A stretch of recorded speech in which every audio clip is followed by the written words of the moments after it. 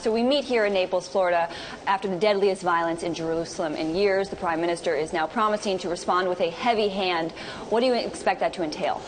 First of all, it's a disgusting terror act. No government on earth can accept these kinds of attacks on innocent prayers, Israeli government included. And I'm not about to tell you, as a former defense minister, prime minister, what exactly will be the steps, but it's the responsibility of the government to bring the perpetrators to justice, to make sure that this cannot repeat itself, and to, at the same time, to take care that these whole recent clashes in Jerusalem will not deteriorate from political debate between us and the Palestinians into a religion of war, or war of religion between Islam and Israel. Do you think this is the beginning of another major flare-up in violence between the Israelis and Palestinians? I hope not, but we are in a tough neighborhood, and we've seen ourselves more than once into such rounds of violence, and it's to an extent up to the self-control, self-discipline of the other side, which you cannot rely upon, and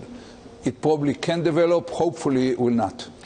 You, of course, are also the former defense minister. Have you ever seen this so-called responding with a heavy hand actually work?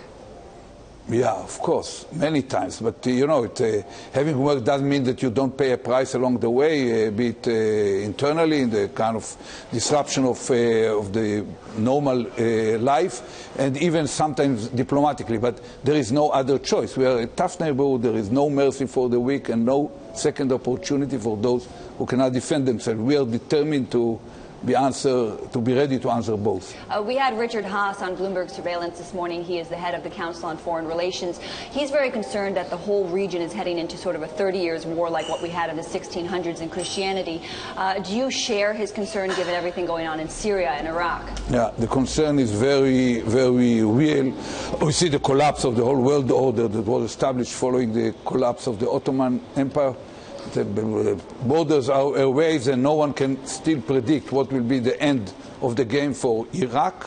Will it remain the same, or will end up separated into three different entities? The same applies to Syria. And we are not sure what will happen on our own borders. But always remember, you cannot choose your parents. A nation cannot choose its neighbor. They are whoever they are. And Israel is strong enough and should be self-confident enough to fight terror as effectively as needed, and as second hand to look always to windows of opportunity to settle the whole thing. We call it in Israel not just killing the mosquitoes, but trying to drain the swarm.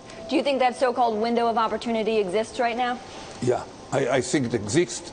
There is a unique opportunity where the whole moderate Arab Sunnite leadership all around the region shares with us the same interest in regard to blocking fanaticist Muslim extremist terror and to corner, put away the hegemonic intentions of Iran. Who would broker that peace deal?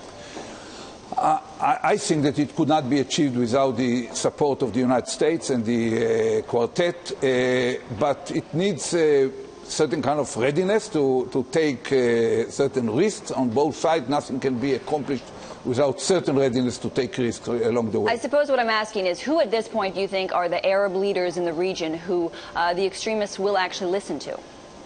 The extremists will not listen to any leader. They never did, but they should be suppressed. I think that ISIS is not as kind of omnipotent as some people describe it, but it's part, we should admit, of a loosely connected, wider world net by Al-Qaeda, Jabhat al-Nusra, Lakshmi, Taiba, Boko Haram, you name it.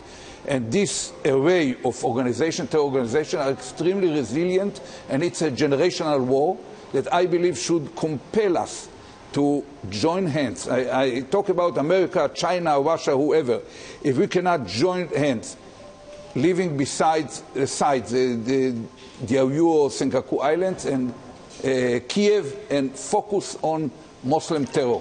Talk to me about this so-called special relationship between the U.S. and Israel. There are a lot of stories right now being written about how President Prime Minister Netanyahu has sort of written off President Obama, and he's hoping that the U.S. Congress will actually prevent the U.S. from striking a deal with Iran. Do you feel that U.S.-Israeli relations are sort of at a low point? Yeah, we had disputes with the United States in the past. We might have in the future. Iran might be one of them if a bad deal is struck. But the major fact remains that the United States of America, in its special relationship with Israel, its support for our military qualitative edge, and its support of us diplomatically. The Americans are the ones who veto anti-Israeli resolutions in the Security Council. These are unique relationships.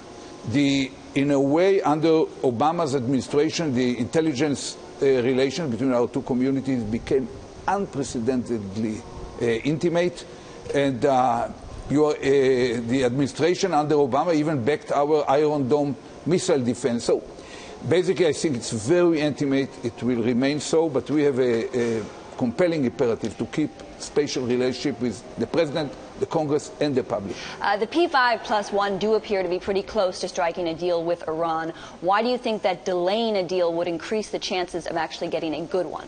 I'm not sure that they're as close as you believe. It's just rumors. I think that the Iranians never made a single concession all along the way. They are not doing it now. They expect somehow that probably the administration is a somewhat subtle or more vulnerable position, and they can extract more. Personally, I don't believe that it will end up with an agreement, probably with a delay for another 6 weeks or so, and time will tell. I'm not sure. The Iranians never lost their intention to turn into nuclear military power. Just final quick question. Do you think we are going to see a two-state solution within your lifetime? Yeah, I'm confident that it should be. I hope it will be, and I will do my best as a citizen to contribute for its happening. Prime Minister Barak, thank you very much for taking the time to speak with us.